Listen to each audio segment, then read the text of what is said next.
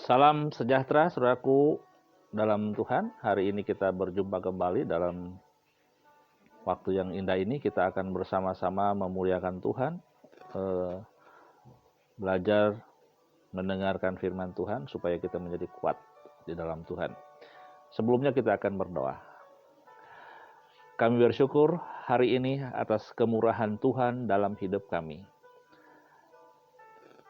Hari demi hari Tuhan pelihara kami, sehingga kami boleh melewatinya dengan baik, dan kami ada sampai sekarang karena kemurahan Tuhan. Untuk itu Tuhan, kami serahkan segenap hidup ini dalam tangan Tuhan. Kiranya Tuhan berkenan memimpin kami, memegang kami, berjalan di jalan Tuhan, sehingga melalui pertolongan Tuhan, hidup kami berkenan dan menyenangkan Tuhan.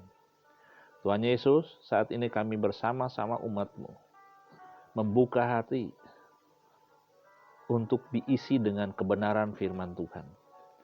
Karena itu, berbicaralah Tuhan bagi kami, karena kami siap menerima firman-Mu. Di dalam nama Tuhan Yesus Juru Selamat, kami berdoa. Amin. Saudaraku, hari-hari ini kita sering mendengar bahwa sudah terjadi pengangkatan gereja Tuhan di mana-mana.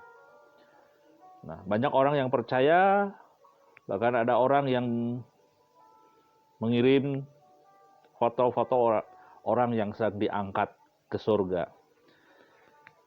Dan banyak orang juga yang bimbang, apakah sudah terjadi pengangkatan itu atau belum. Nah, supaya kita tidak bimbang, supaya kita tidak ragu, supaya kita tidak disesatkan, supaya kita tidak jatuh dalam dosa dan binasa, mari kita melihat dari kitab suci.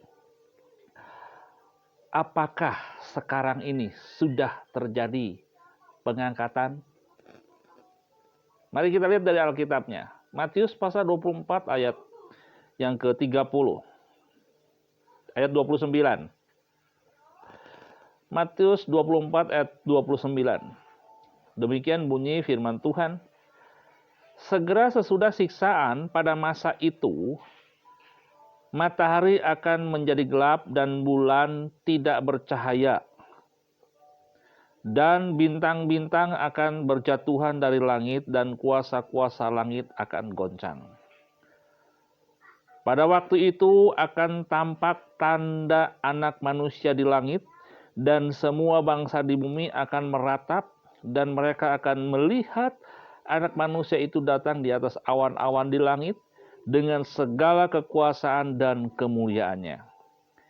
Ia akan menyuruh keluar malaikat-malaikatnya dengan meniup sangkakala yang dahsyat bunyinya, dan mereka akan mengumpulkan orang-orang pilihannya dari keempat penjuru bumi, dari ujung langit yang satu ke ujung langit yang lain. Perhatikan ayat yang ke-29. Ya. Segera sesudah siksaan pada masa itu. Nah, Yesus datang ke dalam dunia ini yang kedua kalinya untuk menjemput gereja sebagai mempelai wanita. Itu di akhir masa siksaan. Masa siksaan ini itu masa 3,5 tahun aniaya atau 1260 hari atau 42 bulan. Nah, itu baru akan terjadi pengangkatan. Nah, kenapa? Orang bilang bahwa sekarang sudah mulai terjadi ada pengangkatan, ada gereja diangkat, ada orang perorangan diangkat, yang satu diangkat, yang satu ditinggal, ada 2 orang di tempat tidur, yang satu diangkat, yang satu ditinggal, ada 2 orang yang sedang di ladang, satu diangkat, satu ditinggal. Itu sekarang sudah mulai ramai. Nah, benar kan itu terjadi? Itu pasti terjadi, tetapi masanya belum sekarang. Sebab, kenapa? Harus ada dulu masa siksaan itu, masa aniaya 3,5 tahun. Kalau itu belum terjadi, ya belum ada pengangkatan. Nah, dan lagi orang mengatakan orang yang diangkat itu ke sorga. Benar enggak itu orang yang diangkat ke sorga langsung? Nah, ini menjadi pertanyaan. Saudaraku yang kasih dalam Tuhan, kita lihat Alkitabnya. Jangan sampai kita mudah dipengaruhi oleh ajaran-ajaran yang membuat kita bimbang. Tetapi kita lihat Alkitabnya, kita lihat firman Tuhannya seperti apa. Nah, matahari akan menjadi gelap dan bulan tidak bercahaya dan bintang-bintang akan berjatuhan dari langit dan kuasa-kuasa langit akan goncang. Sudahkah sekarang bintang jatuh? Sudahkah matahari menjadi gelap?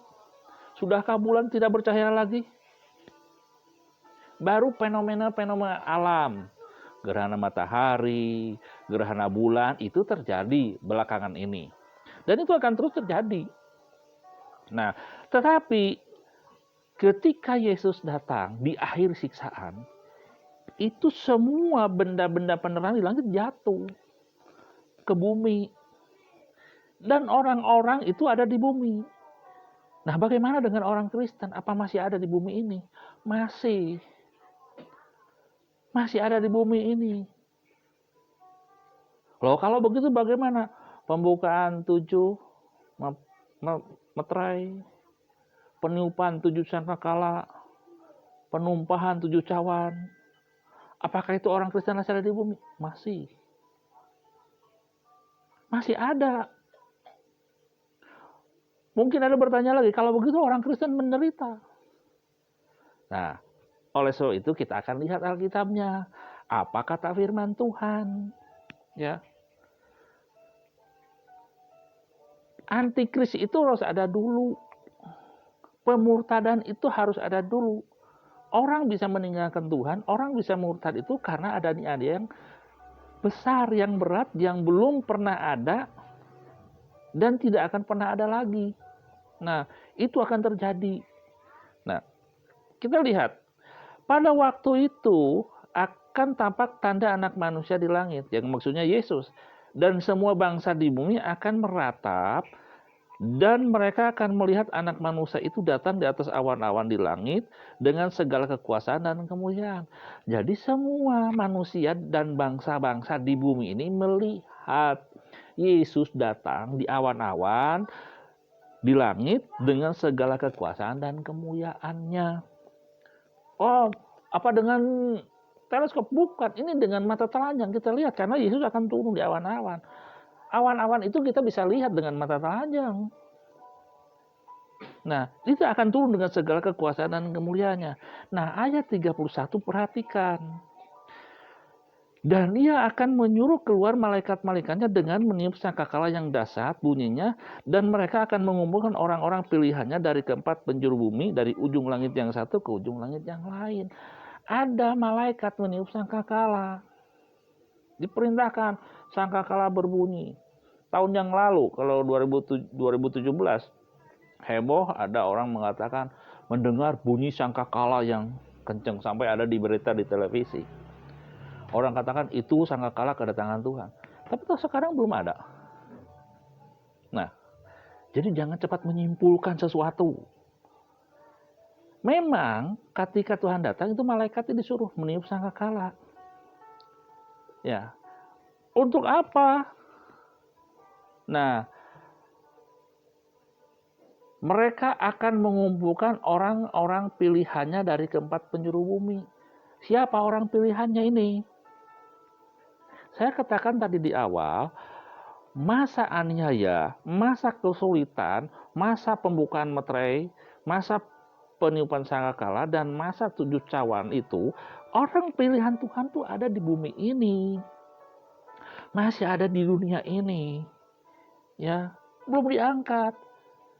Masih ada sampai sekarang.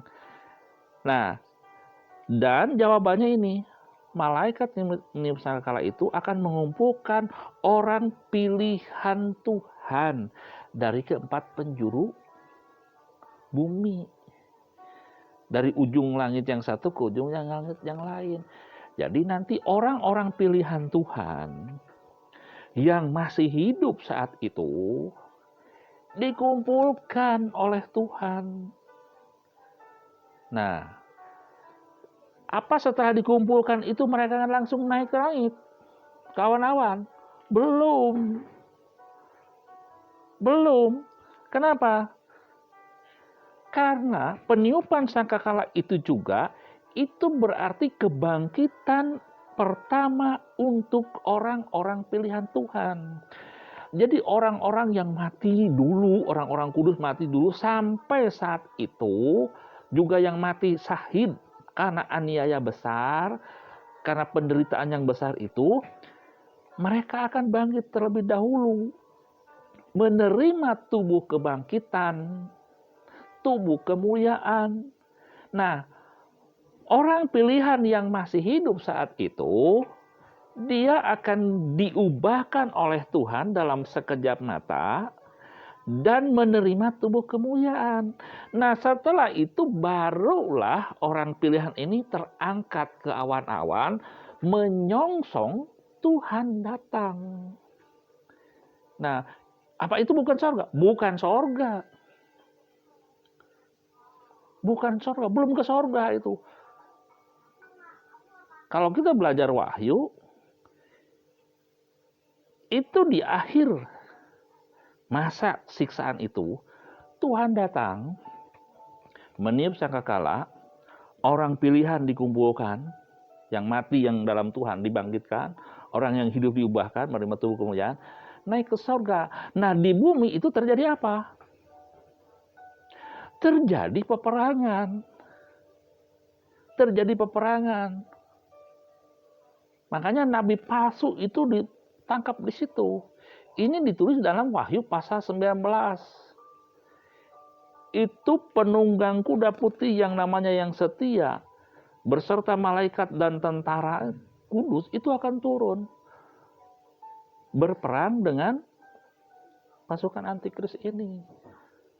Pasukan orang-orang yang menimbulkan penderitaan ini. Perang di situ. Nah, setelah itu iblis atau setan, naga atau ular tua itu ditangkap, dihukum di jurang maut selama 1000 tahun, dan itu dimeteraikan. Nah, selama iblis dihukum 1000 tahun damai, nah orang-orang pilihan Tuhan yang tadi diangkat ke awan-awan menyongsong Yesus itu akan turun lagi, menginjakan kaki lagi di bumi ini yang kita sekarang ada, akan masuk dalam kerajaan 1000 tahun damai. Jadi sekarang belum ada pengangkatan menurut Alkitab ini. Coba kita lihat dalam 1 Tesalonika ya. 2 Tesalonika. 1 Tesalonika 4. 1 Tesalonika 4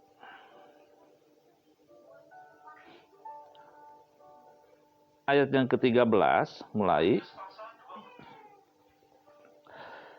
Selanjutnya kami tidak mau saudara-saudara bahwa kamu tidak mengetahui tentang mereka yang meninggal, supaya kamu jangan berduka cita seperti orang-orang lain yang tidak mempunyai pengharapan.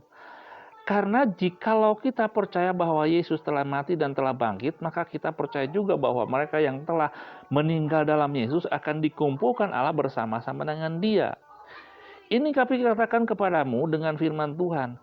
Kita yang hidup, yang masih tinggal sampai kedatangan Tuhan, sekali-kali tidak akan mendahului mereka yang telah meninggal. Sebab pada waktu tanda diberi, yaitu sangkakala tadi, oleh malaikat tadi, yaitu pada waktu penghulu malaikat berseru dan sangkakala Allah berbunyi, maka Tuhan sendiri akan turun dari sorga, dan mereka yang mati dalam Kristus akan lebih dahulu bangkit. Sesudah itu, kita yang hidup, yang masih tinggal akan diangkat bersama-sama dengan mereka dalam awan menyongsong Tuhan di angkasa. Perhatikan, ini angkasa bukan sorga ya. Demikianlah kita akan selama-lamanya bersama dengan Tuhan. Karena itu hiburkanlah seorang akan yang lain dengan perkataan ini.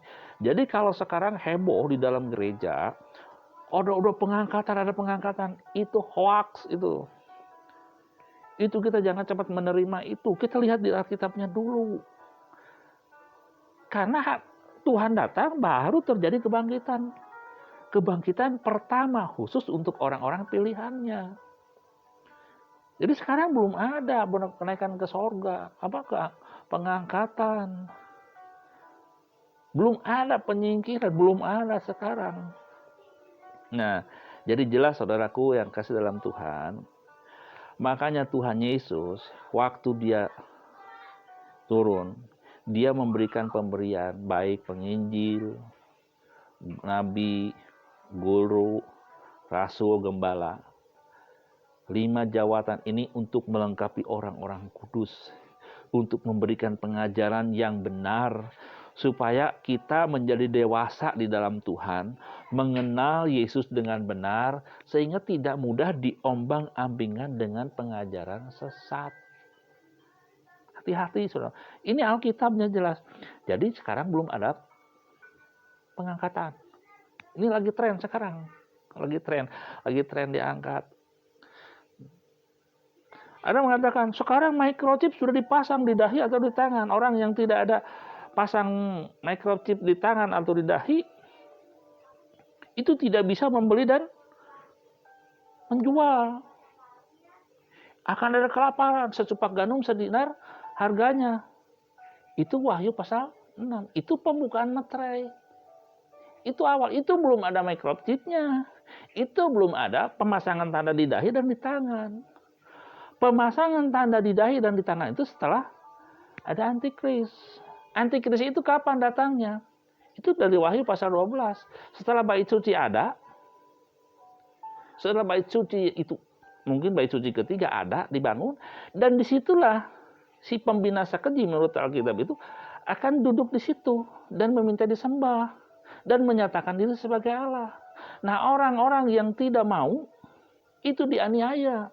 Nah, orang yang mau menerima dia, meninggalkan Tuhan dan menyembah pembinasa keji ini atau iblis ini, dia akan dipasang tanda di dahi dan di tangan. Dan orang-orang itu yang bisa jual beli, bisa transaksi.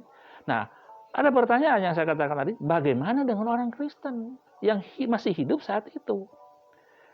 Alkitab mengatakan dia akan dipelihara oleh Tuhan. Nah, pertanyaan lagi, bagaimana waktu itu kan ada pembukaan materai, itu ada kelaparan, ada peperangan, terus ada peniupan sangkakala, pencurahan 7 cawan itu. Bagaimana orang Kristen? Apa bisa celaka? Apa enggak? Nah, di dalam 1 Tesalonika pasal 5 di situ dikatakan, kita dipanggil Tuhan dan tidak ditetapkan untuk ditimpa murka. Karena dari 7 sangkakala, 7 cawan itu murka Tuhan isinya. Nah, sedangkan kita menurut Roma pasal 8 ayat 1 tidak ada penghukuman lagi. Kenapa? Karena kita sudah beralih dari kematian kepada hidup, dari dunia kepada Tuhan. Jadi kita sudah tidak dihukum lagi saat itu. Dampak yang mungkin merasakan karena kita masih ada di bumi ini. Rasa takut ya pasti ada, itu normal, manusiawi biasa. Nah, tapi kita bukan ditimpa murka. Bayangkan itu hujan es 100 pon jatuh. Loh, kan terus gempa bumi yang mahadahsyat terjadi. Merasa? Ya pasti merasa lah. Karena nggak ada gempa, misalnya di sini gempa, di tempat lain nggak kerasa. Masih satu pulau itu masih terasa. Karena masih di dalam bumi ini. Dampaknya masih ada. Tetapi Alkitab menyanyikan pemeliharaan. Dipelihara oleh Tuhan. Jadi banyak orang katakan, aduh bagaimana kalau antikris ada? Kita tidak bisa menjual, kita tidak bisa membeli. Kalau kita berjalan dengan pikiran kita, normal kalau kita takut. Tetapi kalau kita berjalan dengan firman Tuhan, pegang firman Tuhan, nggak usah khawatir, nggak usah takut. Tuhan itu setia dan adil, dia akan memelihara hidup kita. Nah, kita kembali lagi kepada topik tadi, pengangkatan itu belum. terjadi sekarang. Belum ada terjadi. Jadi waspada dengan ajaran yang mengajarkan dengan berbagai macam cara bahwa pengangkatan sudah terjadi. Hati-hati. Kecuali mungkin dari Bandara Soekarno-Hatta diangkat naik pakai Garuda turun di Bali, yaitu pengangkatan ya. Itu sering terjadi. Tetapi kalau pengangkatan ke menyongsong Tuhan di awan-awan belum. Karena itu harus terjadi kebangkitan dulu. Sangkakala ditiup, Tuhan datang, kebangkitan pertama khusus untuk orang percaya terjadi, dan orang yang percaya yang masih hidup itu diubahkan. Setelah itu baru naik ke awan-awan menyongsong Tuhan di angkasa. Nah, setelah itu terjadilah peperangan di bumi. Nah, saat peperangan itulah, setelah habis peperangan, ini kita yang di angkasa yang sudah punya tubuh kemuliaan itu turun ke bumi. Masuk dalam kerajaan 1000 tahun damai. Nah, setelah kerajaan 1000 tahun damai berakhir, iblis itu, setan itu dilepaskan lagi untuk masa yang singkat.